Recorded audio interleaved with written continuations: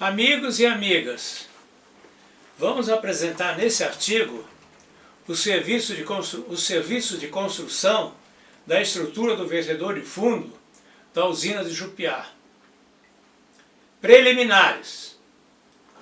Foram construídas inicialmente duas ensecadeiras a partir da margem direita do Rio Paraná, para ensecar a área destinada à construção da estrutura do vertedor de fundo. A primeira ensecadeira foi construída contornando a área onde seria implantada a futura casa de força. E a segunda ensecadeira foi implantada como prolongamento da primeira ensecadeira, contornando a estrutura onde seria construída a estrutura do vertedor de fundo. A primeira ensecadeira foi construída no ano de 1961 e a segunda ensecadeira foi construída no ano de 1962. No final da construção da primeira ensecadeira, que ocorreu em dezembro de 1961, a obra foi surpreendida por uma enchente do rio maior do que a normal, obrigando a Camargo Corrêa manter a mão de obra de operação e manutenção do equipamento de terraplanagem ativo durante as festas do fim do ano. A primeira ensecadeira teve que ser alteada para evitar que a água do rio ultrapassasse o respectivo coroamento. Após o fechamento da segunda ensecadeira, bombeamento da área ensecada e instaladas as bombas de drenagem da área ensecada, foi iniciada a escavação da camada de terra sobre a rocha de fundação do vertedouro. Para o bombeamento da área ensecada, foram instaladas bombas com capacidade total de 2 milhões de metros cúbicos por hora. Uma das bombas utilizadas foi uma Fairbanks vertical com capacidade de 1 milhão de metros cúbicos por hora. Era uma senhora bomba. Escavação da fundação. As obras, a foto dá a dimensão da área ensecada e dos volumes de terra e rocha a serem escavados. No sentido transversal do vertedouro, paralelo e próximo ao curso do Rio Paraná, o projeto apresentava a construção de um muro, comprimento da ordem de 300 metros, altura de 30 metros, encaixado na rocha, denominado Muro J, devido ao seu formato em planta. O subsolo da área do vertedouro era composta de uma camada de terra e rocha entre 2 e 5 metros de espessura. A rocha era subjacente e era o basalto. O basalto se apresentava na forma de derrames, com espessura de 2 a 6 metros de espessura. A superfície de cada derrame se apresentava temperizado, com rocha bem decomposta com blocos, fragmentos e vazios, na cor marrom avermelhado, característico, seguido de rocha sã contínua até o próximo derrame.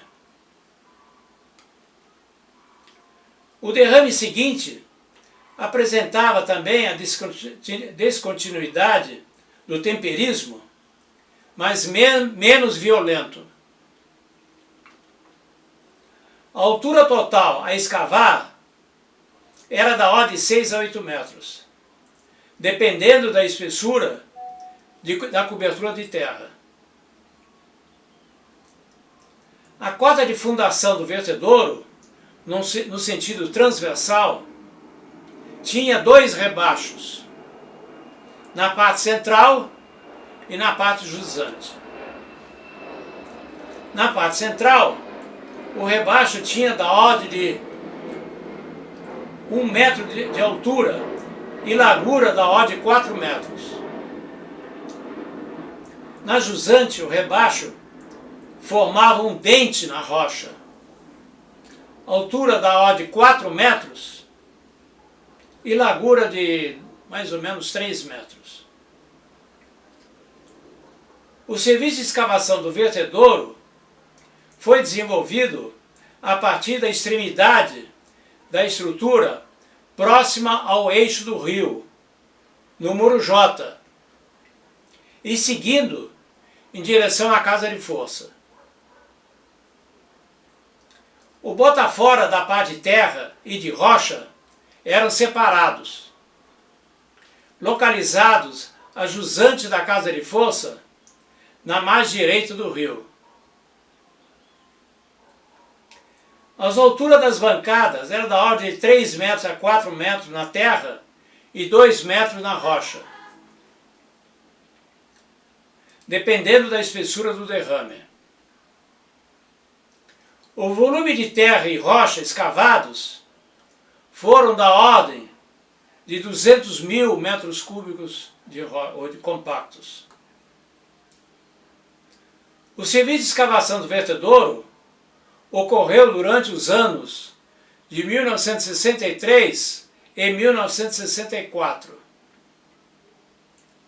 O equipamento de escavação era composto de carreta de perfuração Gardner Denver, 2 Shovel Bucyrus 51B e caminhões Kering A60 e A105. O ar comprimido era produzido por compressores portáteis 600 PCM da Atlas Copco. Havia muita surgência de água. Foram instaladas bombas de diversas potências, jogando a água em lagoas maiores, e dessas, para as bombas verticais, montadas sobre estruturas de madeira, do lado interno da ensecadeira, que bombeavam para o rio.